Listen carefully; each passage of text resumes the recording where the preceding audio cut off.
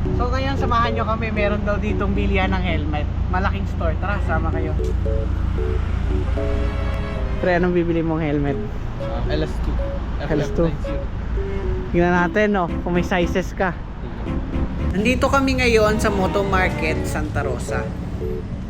Sa mga nagmumotor dyan, sobrang matutuwa kayo sa lugar na to dahil sobrang daming helmet. At ito namang si Insan, nakita niya kaagad yung gusto niyang helmet. Saka di lang helmet ang meron dito, meron din iba't ibang klaseng bag na pang motor. Plus may mga accessories din. Balikan naman natin si Insan. At pagbalik ko, nakita ko si Insan nagsusukat na ng helmet. Tapos sir ko din. Maligod muna ko niya sa action ko. Sige. Tapos meron din silang mga gears dito. Kaya lang medyo may kamahalan dahil branded. So kanina